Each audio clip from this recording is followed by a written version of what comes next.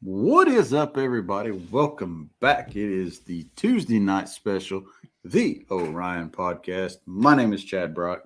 And I'm Zach Bailiff. We're glad to have you. Hang on.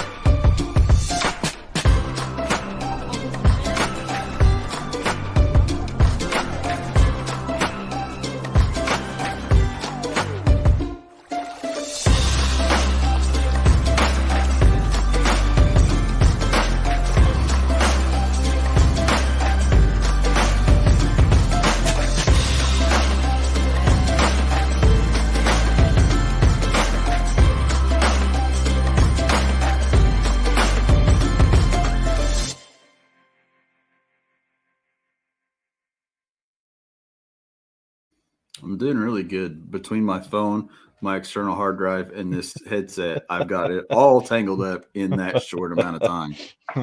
Welcome to the chaos, folks. Get tangled up and fall out of your chair here in a minute. I'll have to call your wife so she can come get you. She probably would have to.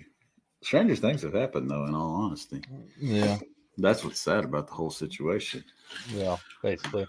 Yeah, I know. Welcome back, everybody. It is, again, Tuesday night. Time for the Orion Podcast, the Cooler Podcast, telling even cooler stories. Found our way back to it, finally. We found our way back to it through scheduling conflicts of Disneyland, fishing tournament. Spring is here. It's chaotic, to say the least. April was not a month that was meant to be for anything scheduling wise. Let's put it that way. Yeah. Thank goodness it's almost over. Back to the fun stuff. May might be worse, but we'll see. Maybe for you, but my schedule's clearing up. It's clearing up. I have got through the travesty that is April. Not that May doesn't start with a week-long fishing tournament, but that bow right there that is just barely rigged up. It's timed and it's got a knocking point and a peep in it. It's got to go to California next week. So we're starting off next week with a bang. How's that? I would say I got a little bit of time, but my only 3 days when it's not raining this week are tomorrow and today, tomorrow, and Thursday. So I gotta get to moving. Yeah, it's kind of wild, man. I mean, it was like 80 degrees. Everybody's wearing shorts, cut off t-shirts, outside, sunburns. And now it's like, hello, 32. Hello, 28 degrees and frost in the morning. And it's, man, we filmed a little video that will be premiering at Jackson Kayak YouTube here, like probably tomorrow. And yeah, we like to froze to death out there trying to get that done. My hands were ice by the time I got home the camera. I bet they were. Of course, the wind was ripping. That didn't help. Speaking of Jackson Kayak, you can check out. We're gonna pay the bills now. Yeah, pay the bills now. Getting paid. You can check out all these cool Jackson Kayak products. You got cool products like, check this out, props. New under seat bag. Still got the tag on it. It's fancy. That might hold enough snacks for one day. It'll hold a lot of stuff for one day. So we got new accessories, jacksonkayak.com. Obviously, you can pick you out a cool boat like an RFD, Coosa X, or by FD. And also home of the Mark IV Flex Drive. Orion coolers, right down there. My orange cooler is in the back of my truck. So it's currently, it's summertime. So the cooler has moved out. It's in the truck, and it has ice cold beverages all summer long. Looking forward to that. That's phenomenal. You know, if you guys are looking for a good cooler in the market, check us out. jacksonkayak.com. Hit the Orion Coolers button. Find you a cooler, find you a kennel. Z-Pro lithium batteries. Keeping Zach and I powered all summer long. A product we're really excited about. Fun fact, Brummett and I have not charged our Z-Pro batteries for 3 outings now, and one of them for me is a 8+ hour fishing tournament. So wow, is one of those the one that went for a swim? One of them is the one that went for the swim is actually right back there. So it went upside down, and I let a buddy borrow Zach's kayak.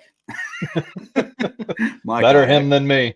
Yeah, better him than you. But the kayak that Zach uses, which was powered with a Z Pro lithium, he dumped it on accident. The wind hit him. He got caught up on a tree, lost his balance, and it was just a whole chain of events from everything hitting the tree and him just being wee wobbly, trying to lean over the side of the boat for whatever reason, and he spilt it. Rolls it back over, finally get the boat back over. The fish finder is on. The battery is working like a champion. So shout out to Z Pro Lithium. That's awesome. On their batteries. It is a good test. That's a good test. I'm glad I didn't personally have to test it in that manner. Me too. Glad I got tested. Lowrance works great. Z Pro works great. Basco fishing. You need some swanky. I don't think it's swanky's the word. That's kind of like precarious, promiscuous. Yeah, I don't know what you're looking for. If you need some cool fishing garb, some clothes, some duds, check out Basco Fishing, bascofishing.com. Then we've got more props. I got a box. The reel is actually in use. Cast King. Goodness. Cast King. We're excited to announce a partnership with Cast King. They have got some really great, cool products. Check them out, castking.com. This is the MG12. I can't wait. Like when you're home, I cannot. I'm looking forward to playing with them. It is 4.8 ounces, man. 4.8 ounces. It's like holding nothing. It is incredible. Incredible. Then obviously we got Hoyt Archery, but your sign's like all blocked out by your melon. There it is. The glow, the Hoyt glow. That's why it's blocked out. Works great as a rim light, but he wanted to look like he had a halo. That's what it is for the live. Just sit down here a little bit like that. There you go. But anyway, that's the bills. Thanks for it takes great companies like these to keep the podcast going, and it really helps us out a lot, and making sure that you guys get to see this every other Tuesday. So we appreciate those folks out there helping us out. Check those folks out. Give them a like, give them a follow, do all those cool social media things. We'd appreciate that. Tell them Orion Podcast sent you. Yeah. So Redding, California, USA Bass and Bass Cat Classic. So this is the big boat tournament going for a week. Looking forward to it.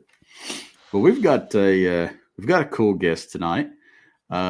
Somebody that I personally haven't got a chance to really talk to. So I'm going to be hearing his story for the first time. I'm excited about that. Zach, I'm going to let you handle the intro. Yeah, I've heard his story a couple times, but it's a good one. It's entertaining and interesting, and he's got some cool stuff going on. He's a buddy of mine I've known for I guess right about a year now. He's a big outdoorsman. He's grew up hunting and fishing and doing a lot of the same stuff we have. And he's been on some cool adventures. So his current one, he's actually heading up or spearheading the outdoor division at First Phorm Supplements as well. And they just come off of a big weekend. So welcome everybody. Jake Arvold. What's up, guys? What up, buddy? I'm excited to be here. Did you fall asleep through that? No, dude. It's a little long-winded. I almost feel like you need like a camera to be able to go through and like film me in the background side of it, because I'm like back here just like bebopping like the music tune and everything going through it. So, yeah, that was longer than normal. We were longer-winded than normal there. We got paid. Well, we usually pay the bills at the end of the podcast, but we probably need to do that before we just shove off into it. So before we lose all of our viewers, a little bit of before we lose all the viewers at the end, the sponsorship would probably like to hear their name. Yeah, throw it out. No, I like it. Well, that's you guys. You were mentioning about just going over it dropping in temperature, and I know this last weekend we had the November knockdown final. Dude, people at that event this weekend literally lucked out hardcore just for the sole fact that. The next day, like Friday was beautiful. Here in Missouri, like they call it misery for a reason, because like you don't know what to expect. Yeah. But yeah, it was a great event overall. And then we like went out the next day and it was like 40 degrees. And like everyone lucked out on that. Yeah. It's yeah. the Midwest, We'll definitely, the Midwest finest. I definitely want to get to that. We'll kind of push that off a little bit, but it looked fun. So yeah. I definitely want to get into that a little bit. Oh yeah. So Jake, one of the questions that we always like to ask everybody in the Orion podcast, and we're not going to do you any different. We're going to hold you to it. So tell us a little bit, like, how did your journey into the outdoors begin? How did you get started in this space? Yeah, no, it's a good question overall. And for me, I grew up in it. I'm originally, like, I know I'm down here in Missouri right now, but I grew up originally in Wisconsin. It was Exland, Wisconsin, to be exact, which is just inside the border of Minneapolis, Minnesota, about an hour inside of there. Grew up it's literally 250 people. You blink, you miss it kind of town, corner pump, 2 bars and a church kind of thing. Like, I didn't even have a school in the town that I ultimately grew up in back there, but grew up on a farm out there. And dude, the aspect of the outdoors for me was like, it was everything I thought about as a kid. I knew at like a young age, is like, I wanted to be like, everyone talks as kids, it's like, you want to be a firefighter, a policeman, all these different cool things that are out there. Is like, back in my mind, it was like, I want to be a professional outdoorsman. That was literally it. I remember going through and watching, shows like the Drury Outdoors with my dad, and we'd go get the VHS tapes and everything and watch all these different cool hunting shows. And I thought it was the coolest thing in the world. And then I'd watch bass fishing with my grandpa, and we'd go back and forth. Like, if I was with my dad's dad, and on his side with my grandparents on that side, I was going out doing something hunting wise. I was going up to the cabin. We were either taking care of pheasants, doing turkeys, maple syruping, doing that side. If I was on my mom's side, I knew I was going to the St. Croix River, and we were going to go after, whether it was smallmouth, walleyes, anything that was out there. So for me, I honestly, like, I look at it as, I was very, very fortunate for the life that I personally grew up in, and had a lot of opportunities to be able to go out and be acclimated to the outdoors at a very, very young age. And I look at the first hunting trip I was ever on that I can remember physically was, I remember going up to the cabin with my dad. I was just a little dude, and I would be we had this old wooden, like, built-in tree stand that was just like this little pie plate up in between 3 trees, like cornered together, and probably a few pallets and everything. And literally hike up in there. Dad would take me, shove me down in there in a sleeping bag, and I'd be down there with like Legos or whatever little thing, and he'd just be sitting there hunting, and he'd be like, "Shh, hear that? He just, now I know the trick. Like, I know the trick. I don't have kids myself, but I know what he was doing. It's like, I sit there, like, it's bigger than life. It's like, oh my gosh, Godzilla's coming through the woods, right? He just wanted me to be quiet for 2 seconds. So that's awesome. Yep. No, that's a good story, man. And it's interesting. Like, for me, I was outside, but I was outside as a farm kid, so I really wasn't hunting and doing all that kind of thing. I mean, I fished, but it was kind of like bobber fishing and whatnot. It really didn't hit me till later. So it's really cool to hear the stories in the family influence that you guys have, as far as, growing into it as a family. And I mean, I'm sure you wouldn't trade that for the world. No, man, it's a big part, and we'll probably get into it a little bit later when it gets into even the first form piece to it. But I look back at it now, and like, both my grandfathers are gone. Right. Mm-hmm. So both of them have ultimately passed. And I really look at that as like, I learned a lot of great life lessons, how to go through, treat people, and just the experiences that I had with them. Like, you can't get those things back. Right. And it's all the best memories that I personally have are memories with both whether it's my grandmothers on those sides, and the things back home, right? Grandma teaching me how to go through and clean squirrels, or like, hey, if you shoot it, you clean it, you eat it, all that stuff. Oh, yeah. It was everything.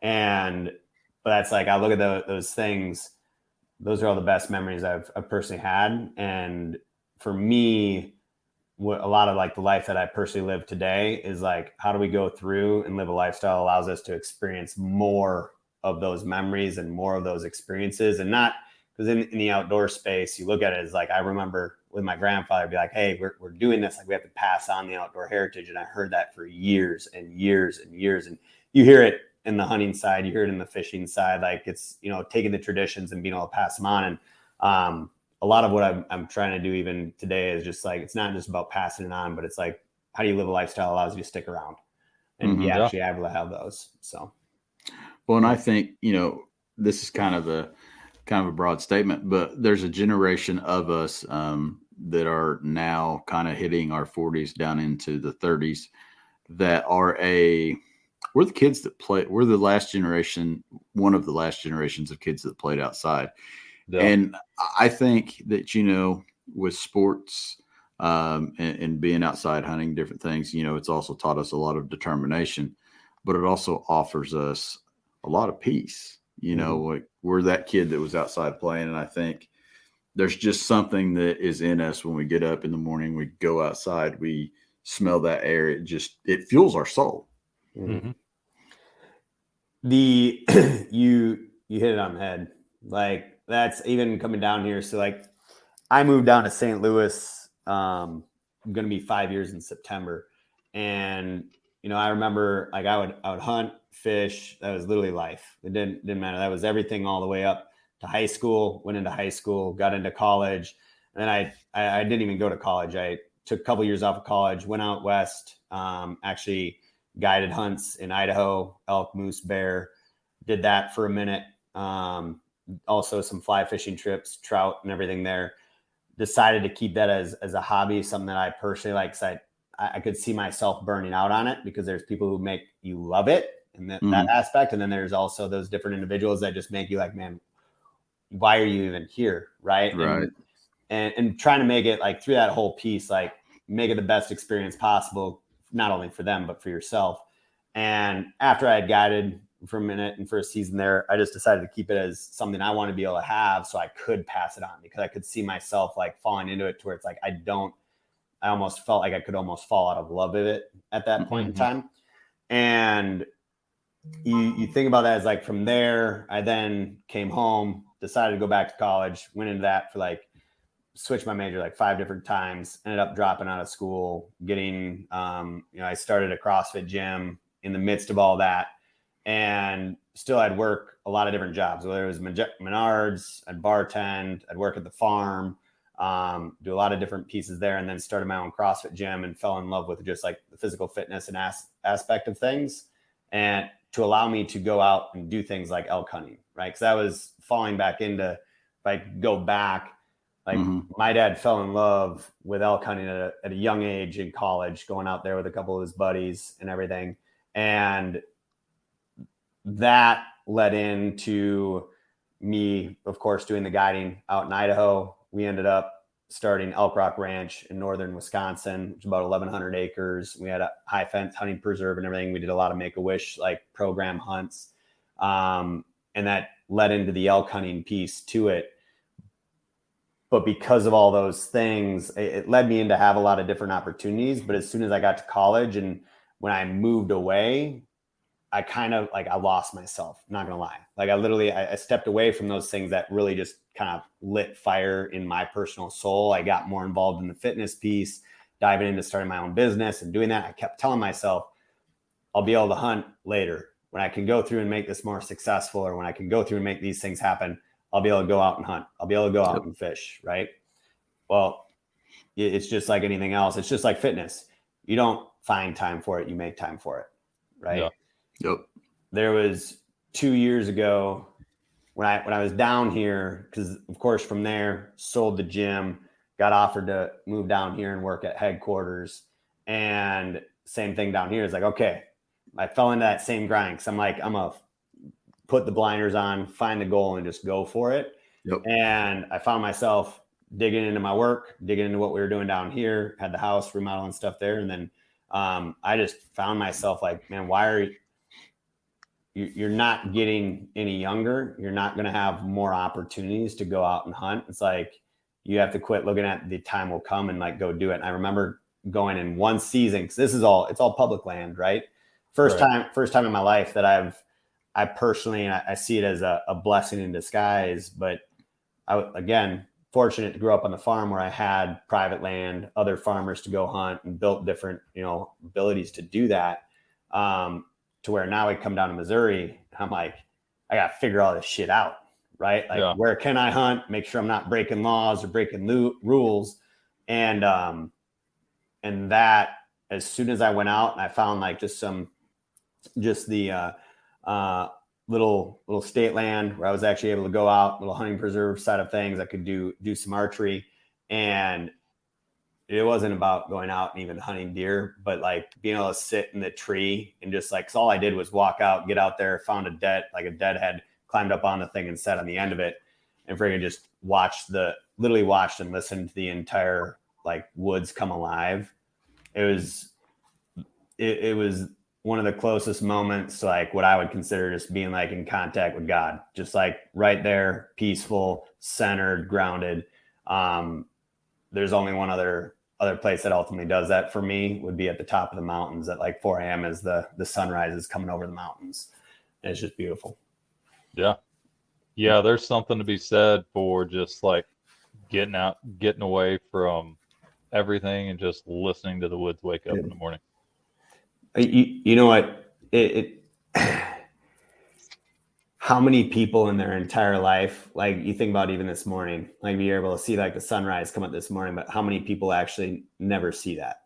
Mm-hmm. Right? Like really see it, right? Yeah. Like not, but actually take it in, experience it. Like there's sounds out there in the world. Like you go sit in the woods, or I think about even fishing, right? Calm morning, water is glass.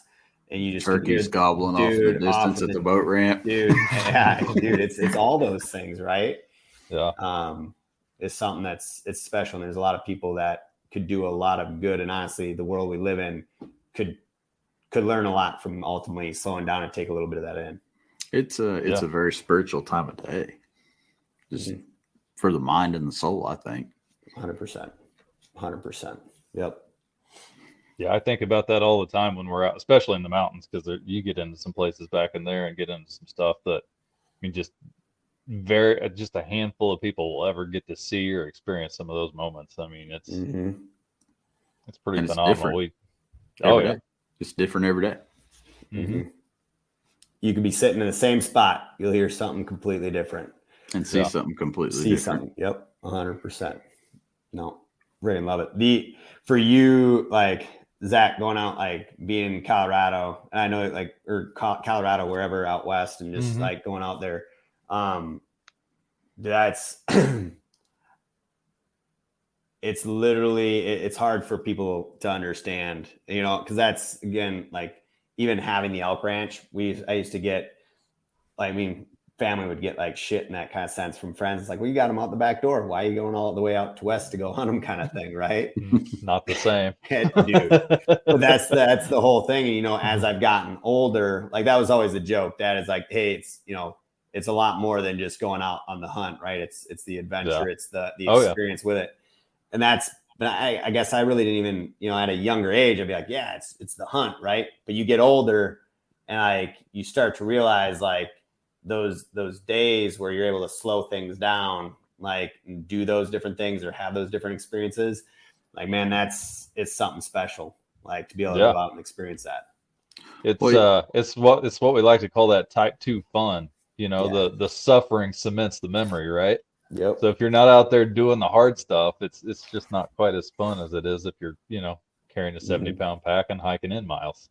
Well, and even if you get caught in a storm, whether you're on the water or in the woods, I mean, it's like that. Just while it sucks at the time and it's not something that you're having fun with, it adds to the story that we get to tell when we come back. Some of the great. Or go ahead, Zach. I was just going to say my 2019 bull, less than an hour before I killed him, we were hunkered down underneath the ponderosa pine out there waiting out a storm. We just popped up out of nowhere and tried to drown us.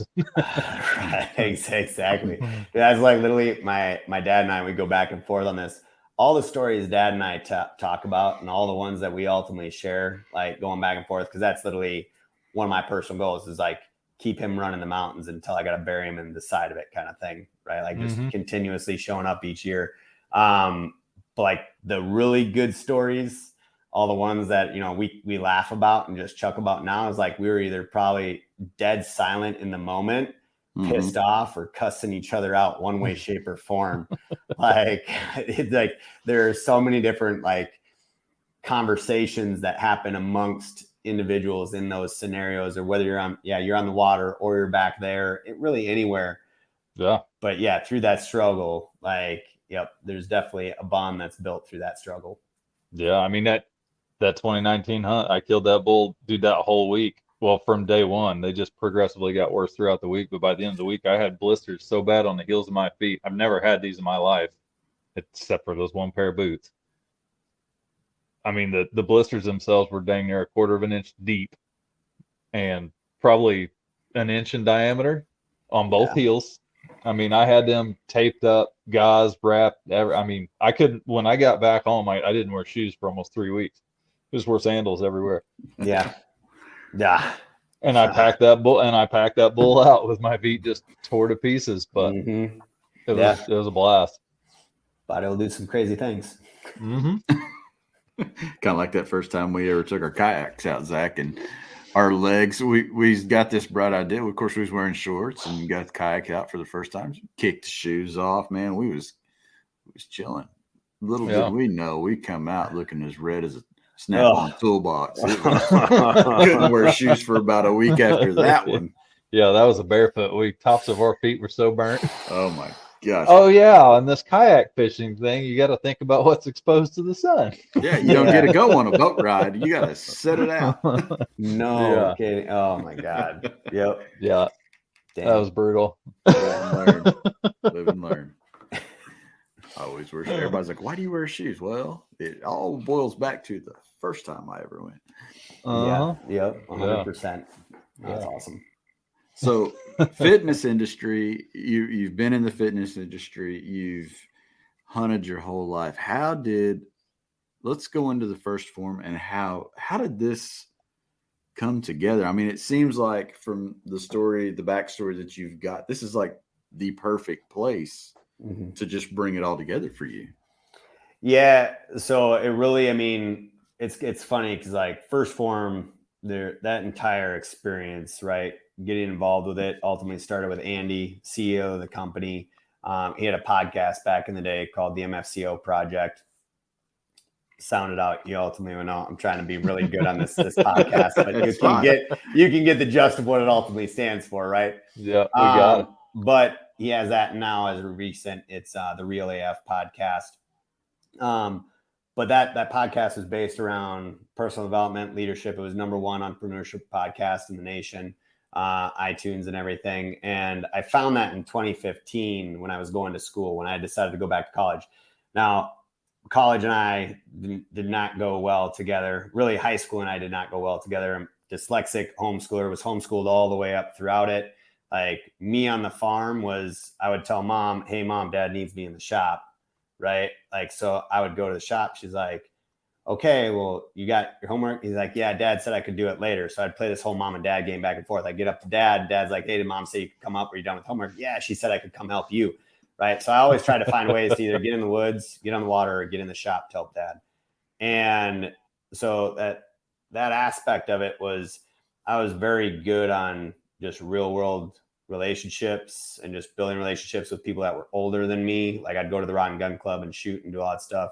But school never, like it just never clicked. Reading, writing, still to this day, like you're lucky. I'll get the first letter, last letter, everything else is crap shot. So you read my posts, you'll figure it out, right? Everything that goes in there, like it's just how it is. But I move forward, getting into like college and doing all that stuff. I found this podcast. I started listening to it and realized like it's everything that I already know what I want to go through and do. Right. And it's like, I'm going to school, sitting in school. And now that I had just went through and bought this building with a buddy of mine, this auto body shop, and we're gutting it out and we're turning it into this gym, right? Just going to start going into the whole CrossFit piece. Like I was already doing what they were teaching me to do, even so much so to the point that they were going through and having me teach different pieces on the class and bringing up and doing. It's like, what am I paying for here?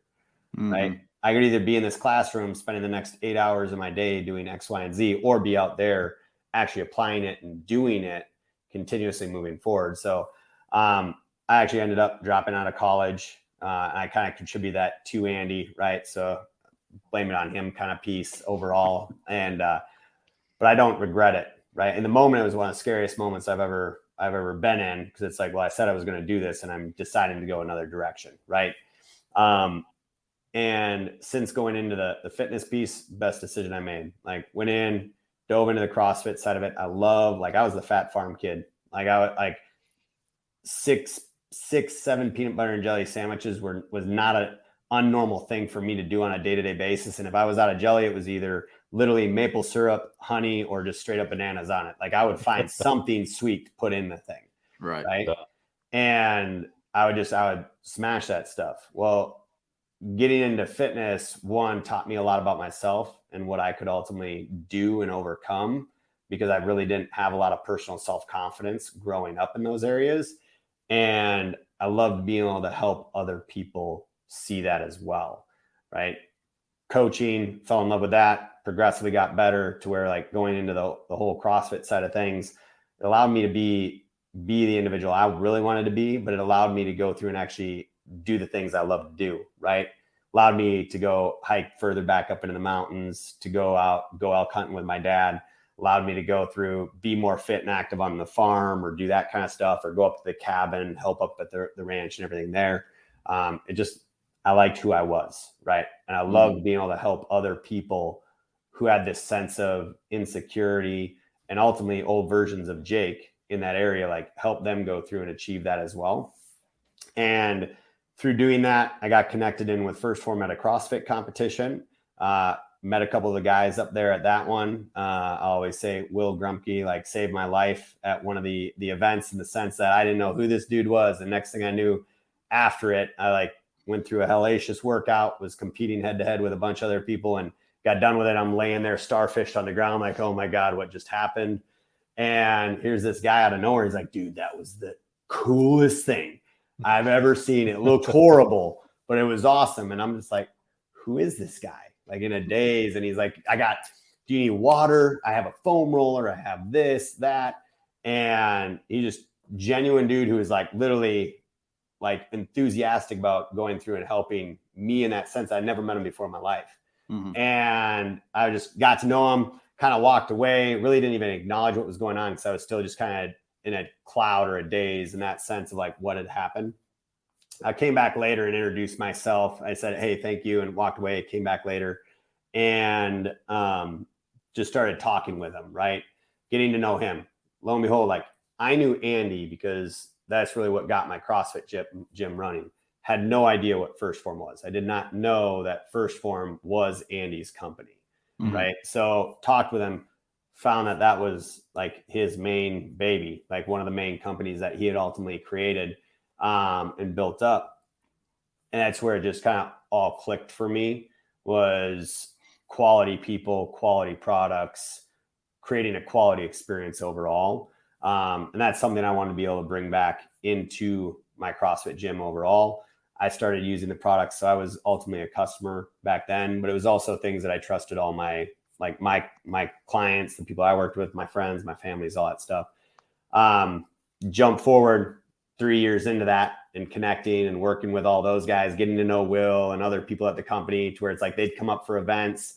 Next thing I knew, I'd be at like a Wisconsin CrossFit competition, coaching a bunch of people, and they're doing their first competition. And here's Will, friggin' out of the Wild West, comes over. He's like, Jake, there's a lane open. I know you're not doing the competition. You want to jump in on the next workout? Like, we'll just go full send. Here I am. I'm like, all right, send it. And I'm out there in blue jeans, freaking, and tennis shoes, going full send on a workout. And I was like, only in this kind of like community and crew of people, right? Right. And Will and I built a really good relationship to where 3.5 years really passed, almost coming up to 4. My business partner and I started seeing some like tension. We just had different visions of where we wanted to go within the gym, where we were going to take it. And And I had to make the adult decision. You can ask my wife to this day. It was one of the hardest. I correlate it to like dropping out of school, right? Mm. Like it was that next step of like one door closes, another one opens. I didn't want our gym to crash and burn. I didn't want to see bad feud things come out of all of it. Like Tom is essentially like a brother from another mother for me. We've gone through a lot of shit and everything together. We've built that entire place up together. I wanted to see it thrive and continue on, but I knew if we kept going down the path, resentments were ultimately going to build. So I ended up just one day coming in and saying, hey, dude, I know this is everything to you and it is to me, right? And I still remember it's like, I know it's everything to you and it's everything to me, but I don't want to see us resenting each other. I think I need to step away, right? Mm-hmm. Because that's all he had. And then it was, ultimately a lot more adult conversations that I'd call them in that point of like, what's the next steps from here? I ended up going through separating, selling my half to him. Literally the day after I signed the papers on that, I went down and came to Summer Smash, which is actually a big event we hold in June. Mm-hmm. I'd come down to the one previously within First Phorm. Think of it as a huge backyard barbecue bash of literally 2,000 people of just great personalities, and everyone gets along in that sense. Like it is all walks of life. And I remember coming down to that. I had great conversations. Again, Will, all this stuff. Will comes up. He's like, how's the gym going? How's everything doing? He's like, so sold that. That's gone. And then it just turned into one beer, led to another, and great conversations. And it was just, well, you should come down and work here, right? Like come down and work at headquarters. Like, I'm like, what would I do? Right? What would my job be? Kind of thing. It's like, I don't know. Right. And it's like, well, we'd figure it out. And it was, had a great weekend. Phenomenal. Again, it's like a lot of people look at First Phorm as like a supplement company, and yeah, we sell vitamins, protein powder, and we pride ourselves on the quality of that. Mm-hmm. But dude, the relationship of people that you will gain overall throughout it and just building into it it's hard to even understand until you actually gone through and like been a part of those different relationships and everything that ultimately happens. And that was that weekend, and even all the relationships leading up to it is just good, genuine people who actually give a shit. Not myself. I said I didn't tell Zach, but I was like, hey, you're not gonna say anything bad. Hey, we're dudes, and when we are around, when the passion comes people, out, and we're talking as dudes, it comes out. It happens. Yeah. We're all doing it. Boat rant, hunting, camp talk, man, it's everywhere. Yeah. So, jump forward in that. I went back home. Ended up, I was working on a house that I bought, duplexing with my wife, and I got a text from Will saying, hey, can you jump on the phone? And in that moment, I was like, yeah, sure. Like, I thought he was just kind of checking in. Hey, how was Summer Smash? What'd you do? And comes up, calls, or literally jump on FaceTime. He's like, hey, I know we were talking about you going through and working down here, but it's like, that's something you would actually want to do. Right? Said, well, I'd be open to the discussion. I never thought I would ever work for a company. Like, I'm very independent in that sense of like that's my entire family, whether it's the farm, the elk ranch, chiropractic, like all the stuff that I've ultimately learned and done that. I never thought I would go through and work for a big, like a brand in that sense. Mm-hmm. And I said, I'm open, knowing Andy and knowing the company itself. I'm like, I wouldn't necessarily work for a company, but I'll work with people. I'll work with a company and with a team to go out that has a bigger mission overall. And he's like, all right, sounds good. Well, let me talk to some of the guys, right? See what we can ultimately do. A couple weeks pass by. Will again sends me a text, says, hey, can you jump on a FaceTime? Right? I'm covered in shingle dust. I'm re-roofing my front porch and all this different stuff. I said, sure. I know what it's about, kind of thing. It's like, and then he gets on, he's like, all right, cool. How's it going? He's like, what are you doing? I'm like, working on the house. And he's doing like this little small talk kind of thing. Right. And I was like, Will, what's up?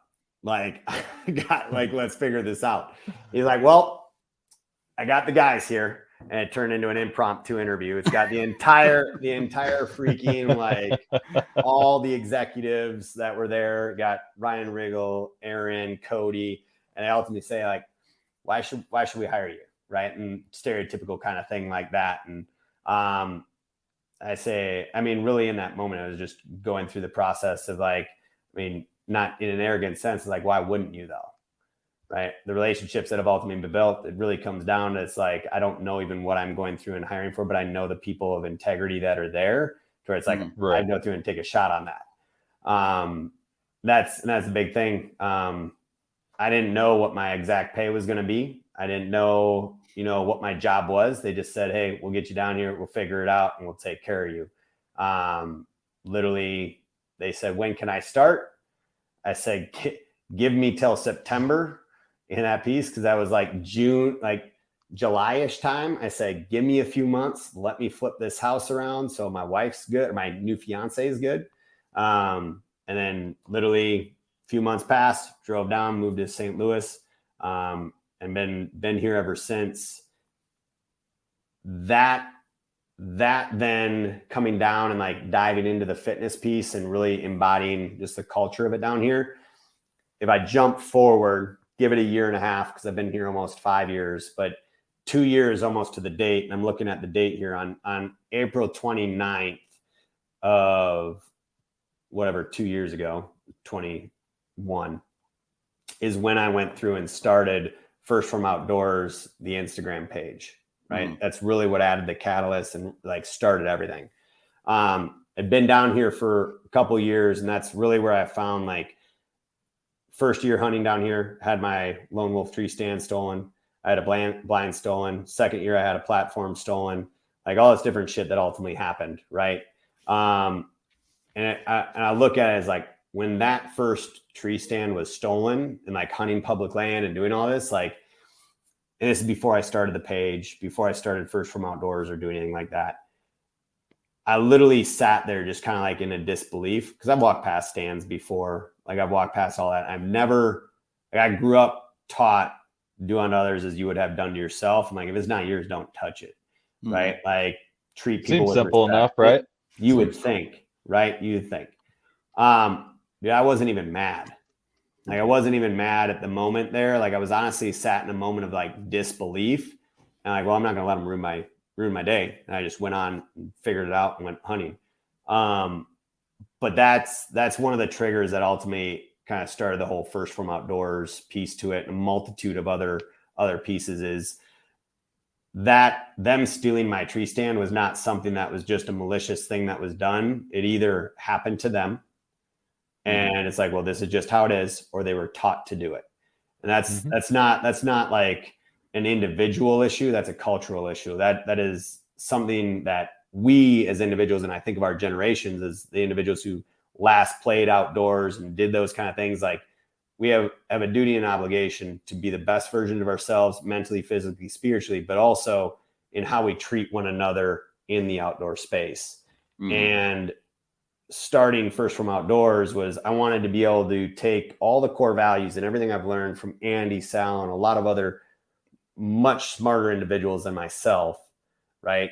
And take all of that and bring what we have done in the fitness industry and just correcting the issues that have ultimately been there and how people treat people there, and bring that into the outdoor space of, like, we're going to be individuals of character that lead by example, live a lifestyle, allow us to experience more of the outdoors, allow us to stick around to have those experiences, but also show people how to treat one another, right? How to have the conversations at the trailhead, how to have it at the boat landing, like, get people involved with it. Because there is, I believe, in the outdoor space, this thing where it's like, oh, this is my secret spot. This is my secret spot, right? These are these things, like, you can't do it. But the same people will go through and say, oh, we got to get more people involved in the outdoors.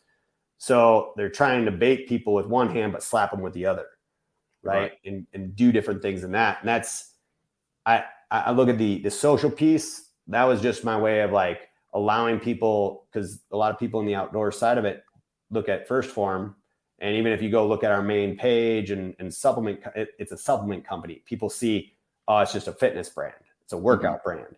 But they really don't understand the people that are within it. And that's where it's like, I know that there's a lot more to it than that. So starting the outdoor page was literally just my personal passion, to where it's like, I want my dad, my uncles, my family members, all the other country farm boys and girls like myself can connect personally on all of those things, and then understand like, well, okay, First Phorm stands for something more so than just fitness, right? Fitness allows us to do these things, or that lifestyle, really how we treat people allows us to make a better, not just a better community, but honestly a better fucking country overall. Right. Yeah. And that's it. There's a lot to it, but that's where all of that stuff ultimately kind of stemmed from. And that ultimately has progressively moved forward now in the last couple of years. Yeah. I was talking about this with somebody earlier today, but when it comes down to it, we have a finite number of years to be able to go out and adventure and hunt and fish and experience this world that we get to live in. Why not do something as simple as small day-to-day behavioral changes, improve your health, improve your fitness, and allow yourself to enjoy those things for as long as you possibly can? And it seems like such a simple ideology, but a lot of folks still haven't come around to it yet. And I think, with Huntley, with First Phorm Outdoors, it's a lot of what we're trying to help educate folks on. It's, you look at, I have one of my buddies, Terry, dude's gone through and lost 186 pounds, full grown man. And he's done that by hitting his protein, hitting his overall calories, like tracking what he ultimately eats, and going for a 45-minute walk every day and just drinking water. That's it.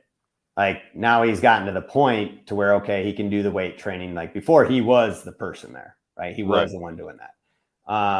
But that like walking, it's very underrated, right? In that aspect of things. Like, people are like, I got busier things to do. Well, do you really? Right? Because I know that's where I look at it. It ties more into the personal pieces. Like, I know without a shadow of a doubt, one of my grandfathers would still be here today if he would have gone through and went for a 45-minute walk every single day, and instead of drinking the glass or 2-3 glasses of whiskey every single night and switched it with water, he'd still be here today. Like, I would put money on all of it, right? And that's where it's like, well, I would have gained an extra, like, in a selfish way, like an extra 5-10 years with my grandpa, going fishing with him and creating more of those memories, to where for me now, I can't bring them back, but hopefully we can set kind of a standard, or hold a higher standard for ourselves, which will allow me to keep selfishly dad around longer, so he can have those same things with my kids in the future. Right. But then I have to hold that standard for myself. And that's the big thing, is like, it really comes down to just leading by example. No one else is going to do it for us in any aspect. So simple things. And it seems like, so in this conversation, the hunting industry has done, you're seeing more of a transformation, I think, in the hunting industry. Like, it's really carried through, especially with the desire for people to go west, hunt bigger animals and do the different things, get up in the mountains. So you're seeing more of a movement, I think, than, fishing is just not talked about. Would you say that's fair? I would say we have yet to really see leaders in the fishing space. And I would even, not even necessarily just even the fishing space, but in the Midwest area, stand for that kind of lifestyle. Now there's a handful of different individuals I can look at that are out there. I know John Cruz lives a lifestyle, but even, he's a very fit individual. Caleb Summerall goes through, he's done, 4x4x48. He's done some cool, really, I think, though some of those individuals out there are kind of spearheading that piece, but it's going to take more of those different individuals ultimately, especially in our generational age, to stand up and show that it's like, this allows us to go out and do this more and feel better when we do this. And it's a lack of education and understanding of what it can actually do to apply to what you are doing. And because that's where you look at the hunting piece, it's like, okay, well, you have guys like Cam Hanes. Cam's done a phenomenal thing. He gets a lot of different shit here and there, but I look at the hundreds and thousands of lives that he's gone through and ultimately changed. Like, I respect the dude immensely for what he's done. A lot of people like, and that's where you think about it, is like, you'll never get shit from people who are doing better than you.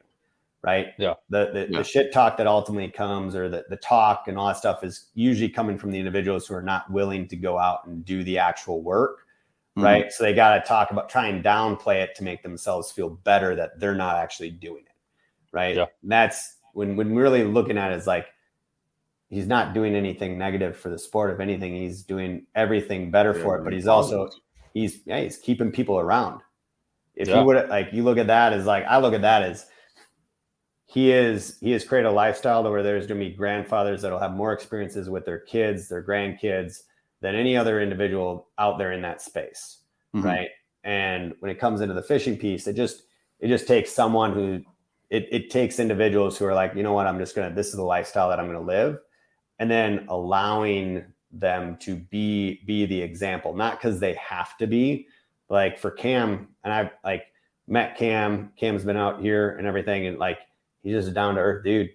Like everyone that you go through and meet him, is like, he doesn't really want the spotlight in that sense. Like now he sees it as like more of like, oh, this is I would assume, because I haven't had the conversation with him, but I would see it's like, hey, you have been given a platform, take this and like do good with it. Right. Yeah. And that's all that's really what ultimately it needs in the fishing. Cause it's just, I don't see people ultimately have stepped up in that side. Yeah. So Chad and I found Cam, what was it? 2012, 2013, somewhere in there. I'd say it was maybe earlier than that, but yeah, I mean, it was somewhere between 2011, 2013. And he was still, he's running around with Nick, the trainer dude, is one of his real close buddies right there in town. They just done the beast mode bow hunting. Was it YouTube, or was it was a DVD too? I think it was available on DVD. Just the whole series of workouts around the whole beast mode bow hunting thing and all that. And to see where he's went from then to what the industry as a whole, and the whole ideology and attitude regarding fitness and hunting, and how that's changed. I mean, just in a short amount of time. I mean, we're talking 10 years, I guess, now that I think about it. that escalated quickly, didn't it? That escalated. I was today years old when. Thanks, Zach. Wow. But yeah, you're right. I mean, ultimately, that hasn't been done on the fishing side. We don't have those guys. I mean, there was a campaign at one time with Dave Mercer and Subway. Yeah. That started to kind of trend that way, and then it kind of fizzled out, and I'm not sure what happened there. But and I think it's like Jake said. I mean, there's guys that are doing it. It's just not vocally expressed. Like Brandon Polinick's runner, John Cruz, obviously hits it hard, but they're just. It's not. Well, Scott Martin. Scott Martin's lost a ton of weight. He's looking lean. Yeah, and I mean, it's just they're just not beating that drum like a Cameron Haynes or different folks like that are out there, and they're just not showing it daily. I mean, I think especially somebody like Brandon. He was a collegiate wrestler, and I think he he runs every time they they hit an RV park and get to the next event. He's running daily, but it's not something he's posting about and putting it out there. Go ahead. Do you think it could stem from? So I mean, when you think about fishing, you're out there for generally. Most of these guys don't eat. I mean, you're out there basically 10 to 12 hours by the time you walk out the door in the morning, by the time you get home at night from fishing an 8-hour day. I mean, and you're moving constantly. The only thing that you're not moving is the truck ride. So you're stopping at the gas station, you're getting crap, junk. You're not eating the rest of the day. You're just loaded up on Red Bull or strong coffee in some people's case, not eating. And then, you're done. You're off the water. It's just like, oh my gosh, I need a cheeseburger. Let's head back out. I just want to get home. I just want to get home. Something quick and easy. Yeah. The second you get home, you're dogging. You've been standing. The sun's been beating on you. I mean, because you're out in the open all day. So you're just physically drained. And the only thing you want to do is sit in your chair. Right. And just like tap out for a minute. And that's a big piece, right? I think there's battle number one that ultimately needs to be solved there, and that really comes down to the nutrition. you know, I've thought more and more on this because, of course, we go through. This comes into a lot of like even what I want to do in like the outdoor piece and having like the different transformation challenges and things like that focused towards the outdoor space, both hunting, fishing, all of that. You know, there's never like you look at this. I've thought more about this because I've been thinking about like, okay, how do we get people in the fishing side of it even more engaged? How do we get them more engaged? I can do it in the archery piece. I can create different challenges there. How do we do it here? And, you know, I look at that as, well, a lot of it's going to come down to what they can do when they like in the diet, nutrition side. And there's other things that we can ultimately add. But there's not a single day that you go out fishing on the water or you go for a tournament that you don't have your tackle box prepped, right? Oh, you already 100%. You already got everything set. Okay. 100%. 2 days in advance most of the time. So you're getting all that stuff set, right? You're doing all those things, truck set, boat set, everything. Yep. But people don't go through and take the 30 minutes or the hour to go through and prep a lunch box. Yeah, exactly. What you're doing for your own. That's right. Zach is all about the snacks when you take him. The snacks. Snacks, everything, right? Snacks. Oh, yeah. So, you look over and he's eating every time. But that's where, you know, a lot of time, like when you look at the tackle box, this is the piece that get a lot of people in. Like for me, I have to have things pre-logged and prepped for me. So like look at the first Phorm app, for instance, or if someone goes through, use MyFitnessPal or whatever they're using. Like when I'm going through and using the first Phorm app, if I want to go through and get the best results out of it, right? I already know what I'm eating tomorrow. It's already logged. Right. I already have it pre-logged in there. I know what I'm having for breakfast. I know what I'm having for lunch. I know the 2 snacks that I have. I know what I'm having for dinner. And I already have post-workout logged in here. Well, guess what? If I don't work out today, I go through and switch that out and I can have whole food meal and look towards more of a solid protein source, right? And that's like, we overcomplicate a simple process and we'll sit for hours and plan out every single bait. And it really comes down to what's important to people, right? And seeing the overall value of what it is they're wanting to do. I look at it as you have to look at the long-term game of this. How many years am I going to be able to do this? What's going to set me up for the best success to be in the best shape mentally, physically, to go out and do those things? Because that's, I've talked with, you know, with Chris, with Caleb, like especially Caleb, he's like, dude, like I'll go all freaking day and I won't eat anything. And I'm freaking mentally drained, just gassed on it.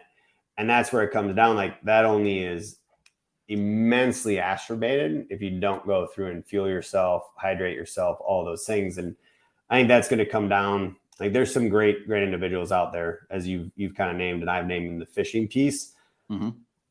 But it's showing that, right? And it's putting it in a spot where it's like highlighting those things, putting those things out where other people are able to see them, because they might do it in their social piece. And that's something, you know, I hope to be able to go through and help kind of even add a catalyst to, or I guess fuel to the fire in that side, is like, how can we go through and bring more light to that? Because I know even like BSS, like they're looking at doing more like fitness campaign and talking with some of those guys. I know even getting into the turkey hunting side of things, talking with Fred Bird back when I met with him, and they were doing like their different, like the turkey trot side of things, but even the like online 5Ks. Like there's people who are wanting to do things inside of those organizations, but I also feel like there's some of the old timers in those organizations that are ultimately pushing up against it. It's like nobody wants to hear that. Just Well, we ran into some of that in the archery club back home, you know, back in the day, and talking about, you know, guys not posting about it and stuff like that too. And I had a guy ask me the other day, he was like, well, do you enjoy watching other dudes work out? And I'm like, do I enjoy physically watching them work out? No, but I enjoy seeing people get after it and grind every day and chase their goal and put into work and improve their life. Ultimately, yeah, I dig that part. That's motivational for me. You know, it's funny. It's around the whole cold tub ice baths and all that too. Do ice baths really work if you don't post about it? But it's funny, but it's really funny. Dude. But it's got the people talking about it, right? Yeah, it's brought it to the forefront. It's got it in the conversation, and now it's growing. More and more people are seeing more and more people seeing the benefits behind it. It has to be done enough. There has to be enough execution on a consistent day-to-day basis, and people have to see you doing it long enough to become curious enough to try it themselves. Mm-hmm. Right? Or at least ask questions. Exactly. At the very least, ask questions. I'm going to go back to what you said, Jake, about just walking 45 minutes. And you lightly touched on it, especially in the fishing space. You're out there, and again, in the sun and the wind and 8 hours, whatever. Hydration. Mm-hmm. I mean, that's really something. And I've got a bad habit of it. I'll get out there and I'll leave water bottles in the truck. I will just, in the frazzle of the morning, I'll just walk off and leave them. Just forget. We get tunnel vision when we're fishing, though. Tunnel vision. Got to go. The camera, just got to go. And I will forget stuff. But, there's days, if you hydrate well on the water, and I fail at this a lot, I will openly admit it. If you hydrate well on the water, you will feel 9 times better when you come off the water than you will if you do not. Your hands won't be dry. You're not going to be as burnt up. Mm-hmm. It's just amazing if you take a gallon of water out there with you and try to suck it down, how much better you'll feel. 100%. Go ahead, Jake. Well, I was just going to say, speaking to the hydration piece, that's something we noticed specifically hunting out west is we're already at altitude. The air's thinner. I'm a 220-pound individual. That requires a lot of oxygen for my muscles to do work. If I can't get it from the air, we better hydrate and get it out of our water, right? So that's one piece we do not skimp on now. Since our very first year hunting together, we had an incident there. Since 2016, I've got a 10-liter bladder. He's got 2 10-liter bladders. We each got a 3-liter bladder in our pack. We carry a 1-liter Nalgene. I mean, when we stop and filter water, we're filtering gallons of water, and we haul 30 liters back to camp to have in camp for each morning and to cook with and things like that. But we're not afraid to drink it. We'll just go filter more as long as we've got a good water source. And we try and find that first. But without that, we would not be able to push as hard as we do in the mountains chasing those animals. You got to think water plays such a huge role in the cognitive functional side of things and how alert you are, make critical decisions. I think about fishing, just being able to make quick decisions of what it is you're going to go through and do. Because some of those decisions can go through and cost you a lot in a lot of those different scenarios. So it's our body's made up of primarily water, right? Like a very, very large amount of our entire body. 75% of our body's water. So it's you think about that as okay, well, cognitive function, musculature, just overall, you think our body, the function of it is really water and electrocurrencies, right? Well, if our muscle doesn't have the water in the muscle belly, it doesn't have as good of connective responses to it. So it's, I always say a hydrated muscle is a happy muscle, right? So making sure you have the hydration there. But then a big piece when I think about people through their diet and nutrition, everything, water is utilized. It plays a huge role in overall digestion of the foods we eat on a day-to-day basis, our gut health. So you think about people, I think about whether you're fishing tournaments or traveling cross country, people who are gassy, bloated, they have upset stomachs, indigestion, all these uncomfortable things, usually has a big play in not just the foods you're eating that plays in it, but also the lack of water you're ultimately pulling in as well. So, you have all these factors that compound on top of itself that can just lead you to go through and have a lot of different issues overall, and honestly, not a great experience.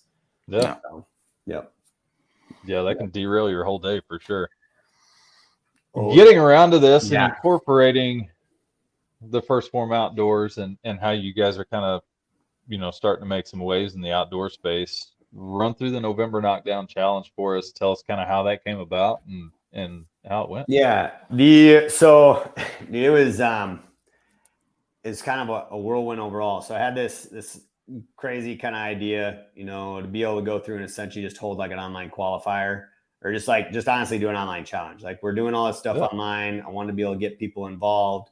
Of course you see things like tactical games out there. There's Mountain Archery Fest, Beast Mode Archery, and all these phenomenal people, right? well, for us here, and like what we could do is like, I'm like, we can use social media as a tool to get people out to go like challenge them to combine accuracy and physical fitness together. Right. So I put out an online qualifier, 4 weeks, 4 different workouts. We were going to have 4 winners, and ultimately the winners were going to be able to win a trip out here to headquarters to compete, to go head to head, and just be like the knockdown champ, right, within the final piece. So went through, put that qualifier together. We had, I'd have to add it all up. We had thousands of people go through, and a lot more than I even anticipated go through and ultimately register on it. And even more so than people internally thought. They're like, how many people wanted to shoot a bow? It's like, you did what? What was that? Like, why? Like, that's really what, I mean, that's some of the individuals in here. Is like, there's a lot of people who hunt, fish, and outdoors. There's a lot of people who don't, right? So it's like, especially a lot of the guys who run the computers, they don't get it. But we dive into that and have, a really good showing on that piece. And these dudes are getting after it. And there's a lot of girls and guys that, are going through and doing these workouts, honestly, in half the time it took me to do it. And I was like, holy shit. Like, we're on to something. Like, this is going to be cool.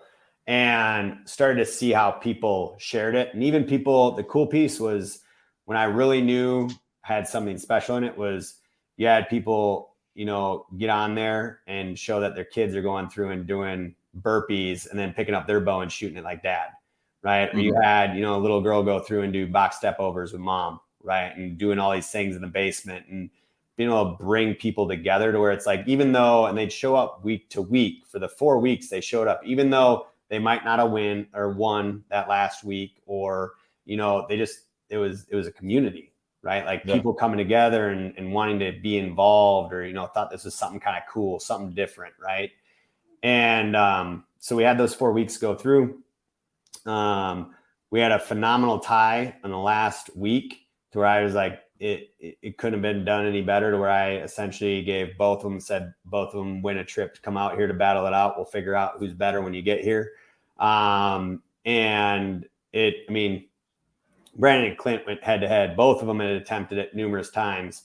Clint went through and attempted the last workout 40 times before he said he was good enough to go through and like actually submit the time, which was wild. Wow. That's a lot. Yeah. Brandon almost did the same thing without even knowing they were doing it. They did the same thing, but Brandon did that to realize that his third attempt was his best attempt because he couldn't beat it. So it was just, when you got these guys out here for this last weekend, and the camaraderie and everything that happened behind it was really, really cool. But what happened was through those 4 weeks, they all went through, earned a trip, everything to come out here. And, I wanted to be able to bring everyone into an experience, but then bring people out to just have a good time and experience the community and the culture within these walls. And, I ended up with those 5 individuals, threw in another kicker to it. And because there were some other individuals who really using social media in a positive light, sharing people out there, getting after it. Individuals who showed up every single week, regardless of how they went through and did. People who are going through and having a fun time on it, maybe not the best archers in the world, but they friggin' got a bunch of people involved into it as well. So I threw in 5 wild cards. So went through, picked 5 people that I ultimately added into the mix overall and invited them out. They were like, gave them kind of the rundown, like, hey, you're going to come out, compete with these guys, like with the ones who went through and won it, if you choose to come. Right. Right. And, dude, we brought in all 10 of them, put them up, had a great time. We went through, had an experience here at headquarters and did a little bit of a workout with them. But then we went out and set up and essentially put together, 4 workouts that I scored 2 different ways. So essentially 8 different scores throughout it. But all 10 of them went head to head. We spent all day Friday this past weekend. And I made them work for it.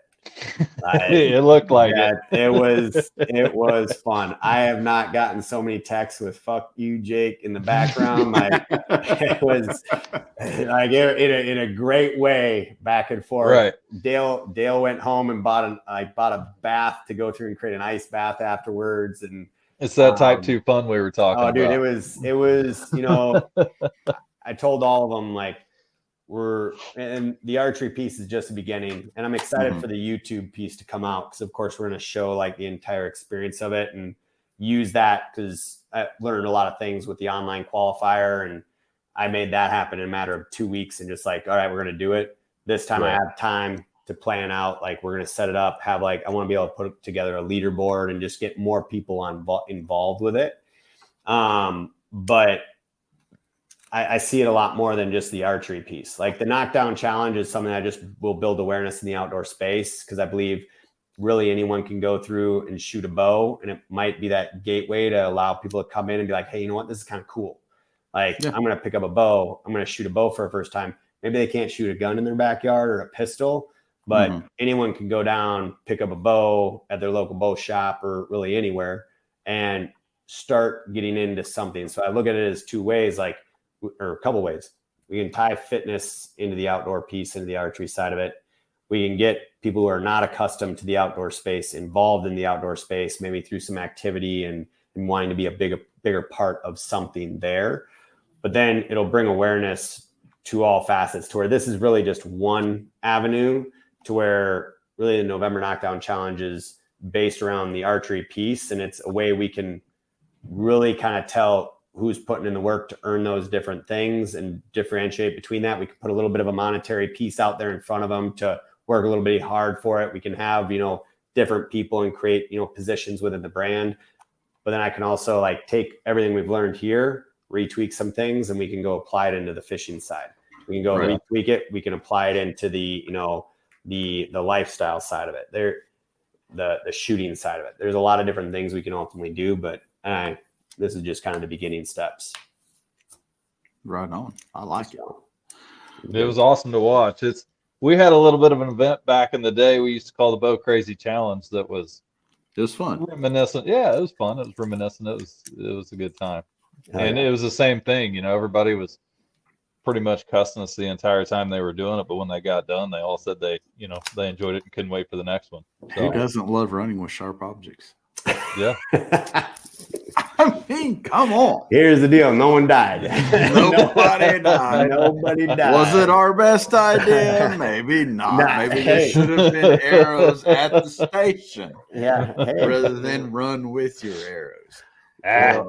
Leave it up for discussion. Yeah. There you go.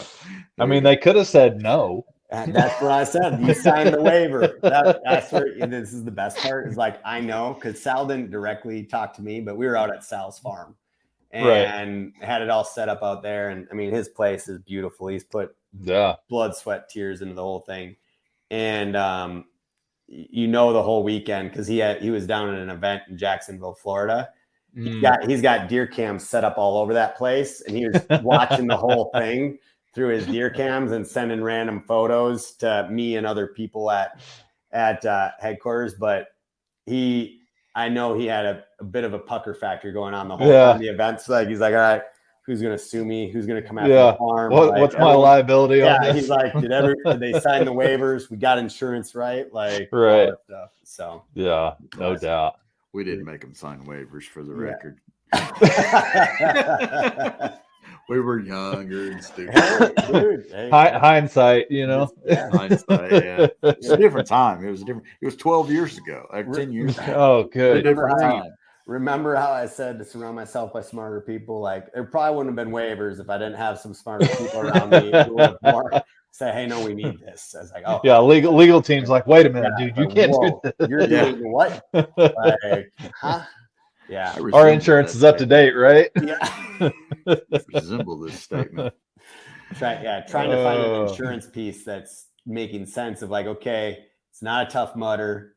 It's not this. Like, so are they climbing over things? No. Are they like, I got a lot of questions back and forth, like trying to go through and figure out what this falls underneath. But right. Yep. So Yeah, we're kind of like the tactical games, just less intense. Less opportunities for lethal mistakes. Yeah. I mean, still there's There's some. We're not jumping over things with firearms. Yeah. So that's I wanted to make it very clear that we were not using firearms in that, because I can only imagine what the insurance would jump up. Oh man. Oh my gosh. Yeah. So no, it's all fun stuff, that's for sure. Yeah. So tactical games do look like fun though. They do. So as far as where you're at now, obviously this is growing. What do you look for this to be 10 years from now? Mm-hmm. How I look at this, 10 years from now, when we look at staples in the outdoor community, right? Like I look at, people know Cabela's, they know different organizations, all these different companies and or brands or organizations that have ultimately gone through and created impact in the outdoor space. Like looking back at it to where I want Phorm Outdoors to be a part of that name, to where they have created an impact in the outdoor space unlike any of those other brands have, right? And not just brands, but like different communities. And I talk about that a lot. And I don't say it in the sense of like when I go out and I say, hey, we're going to go out and change, and really not just change, but impact the outdoor community and industry unlike any other company or brand has. I say that with a sense of like, I know there's a lot of great companies out there that have done phenomenal things within the outdoor space, whether it's hunting, fishing, all of it. And any of what I go through and say is not to discredit that. I'm saying we're coming into a demographic where I know that fitness is not the primary focus in those things. And the impact of integrity and treating people with respect has kind of been lost when it came into social media, that we will be known for going through and making a positive change when it comes into culture overall. That's really what I look for, and like setting a higher standard, holding a standard. Not everyone's going to like it, and I'm okay with that. Right. But I'm not okay with going through and personally for myself and the people that I surround myself, living life in a mediocre sense to where you aren't able to look at people and shake their hand, look them in the eye and say, hey, you gave it the best you could. You're the best person you could be. You went through and treated other people with respect, right? That's how I look at like anyone within this organization, within the Phorm Outdoors piece, is like, I want people to be able to look at it as like, that might not be my thing, but I respect those individuals for going through and doing it. Yeah. That's a great 100%. Philosophy. So, yep.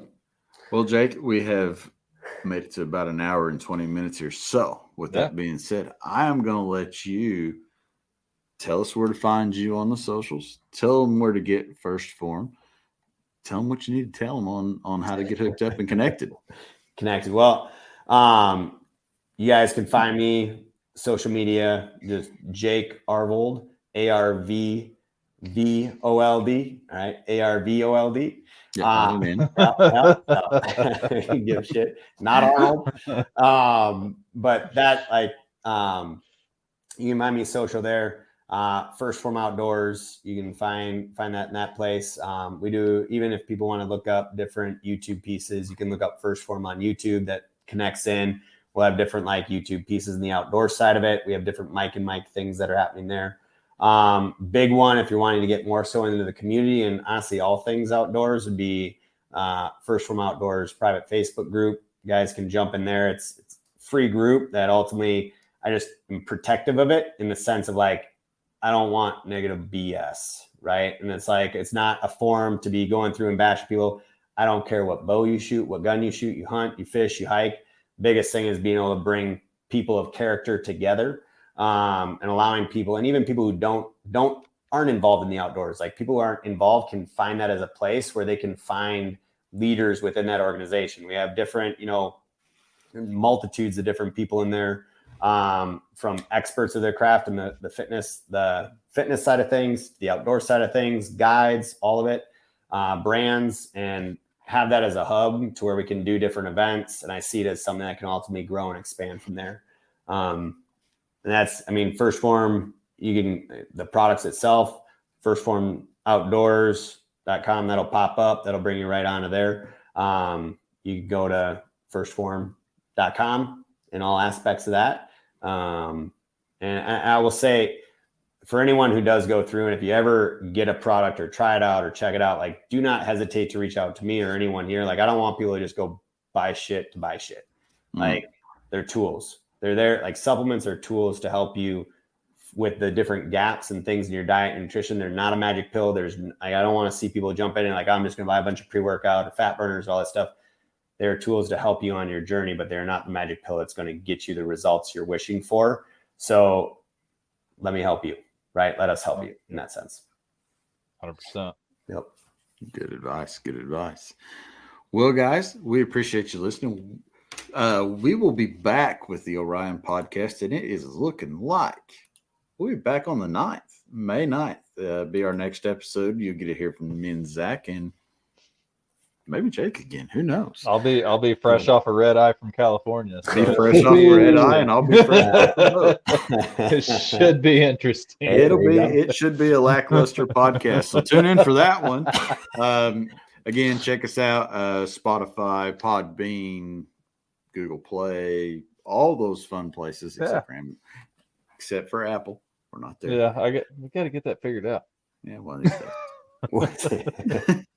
With that being said, we'll see you guys on the next one. Be good. Later. See ya.